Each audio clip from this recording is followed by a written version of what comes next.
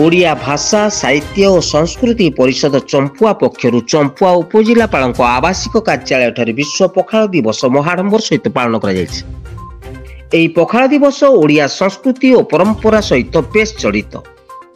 तेणु ओडिया भाषा साहित्य संस्कृति परिषद चंपुआर सभापति तथा उपजिलापाल उमाकांत परिड़ा और संपादक भक्तबंधु प्रधान नेतृत्व में पालित हो जाइछि। पखाल कंसा कहले ओडिया को बुझाए। ओडिया अन्यतम परिचय पखाल। कथारे अछि ओडिया भारी पढ़िया। प्रतिटी ओडिया घरर पखाल कंसा यह एक नीतिदिनिया पारंपरिक खाद्य भाव परिचित। ओडिया मानक पई एक गर्व गौरवर कथा। एही परिप्रेक्षी में ओडिया भाषा साहित्य संस्कृति परिषद चंपुआ उपखंड पक्षर आज विश्व पखाल दिवस पालित हो जाइछि। आपन परिचयटा? प्रकाश चंद्र कुंडू, चंपुआ एनएसी। आज विश्व पखाल दिवस यही अवसर में चंपुआ उपजिलापाल बासभवन में बहुत जनसाधारण उपस्थित अच्छा आपको केमिति अनुभव लगुच? निहाती यह एक निरा अनुभूति। ओडिया भाषा साहित्य और संस्कृति परिषद चंपुआ पक्षर यही विश्व पखाल दिवस सभापति तथा उपजिलापाल श्री उमाकांत परिड़ा प्रत्यक्ष तत्वावधान में पालन करा जायछि। यही पखाल कंसा और ता सहित विभिन्न रुचिकर व्यंजन अत्यंत रुचिकर और आनंददायक हो पारिछि। यही पखाल दिवस रे विभिन्न वर्गर व्यक्तिविशेष यथा नागरिक वृंद, सांबादिक बंधुगण, उपखंडर प्रशासनिक अधिकारी, शिक्षक शिक्षयित्री, छात्र छात्री, बुद्धिजीवी, आईनजीवी एवं अवसरप्राप्त सैनिक माने अंशग्रहण करथिले। ओडिया भाषा साहित्य और संस्कृति परिषद र समस्त सभ्य सभ्या सहयोग करि आसुछंती।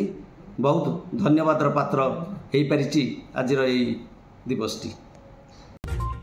एही पखाल दिवस रे स्थानीय बुद्धिजीवी, छात्र छात्री, गणमाध्यम प्रतिनिधि, पूर्वतन सैनिक संघ, आईनजीवी, प्रत्येक पंचायतर सरपंच, विभिन्न विभागीय अधिकारी माने जोग दैछंती। पंचायत सरपंच सुप्रिया मुंडा आज विश्व पखाल दिवस अवसर में समस्त को शुभेच्छा और अभिनंदन जनाऊँगी। आज चंपुआ उपजिलापाल उमाकांत परिड़ा सार महोदय बासभवन विश्व पखाल दिवस अति आनंदर सहित पालित हो जाइछि, जो कि अनेक ऑफिसर अधिकारी एवं सरपंच पीआरआई समस्त आसी एठार उपस्थित थिले। जहाँ भी हो ए विश्व पखाल दिवसटी आम जिलापालंकर यही पदक्षेपटी स्वागत योग्य। जे आगरू एमती केबे पखाल दिवस पालन होइनी। एटा एक आमको गोटे नियारा ढंगरे समस्त को एकाठी एकत्रित करिकी जो पखाल दिवसटी आयोजन करिसंती बहुत स्वागत योग्य। पखाल ओडिया प्रिय खाद्य भाव में गणा जाउथिया बेले पुरपल्ली रे घरे घरे पखाल कंसा ओडिया संस्कृतिर परिचय सृष्टि करिछि बोली श्री परिड़ा कहिसंती।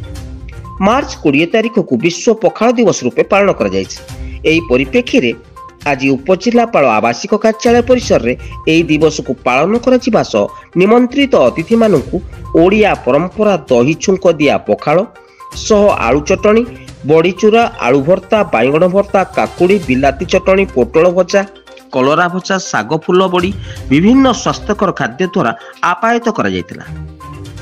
एथिरे ओडिया भाषा साहित्य और संस्कृति परिषदर समस्त सदस्य जोग देई सहयोग करतिबा देखिବାକୁ मिलिछि।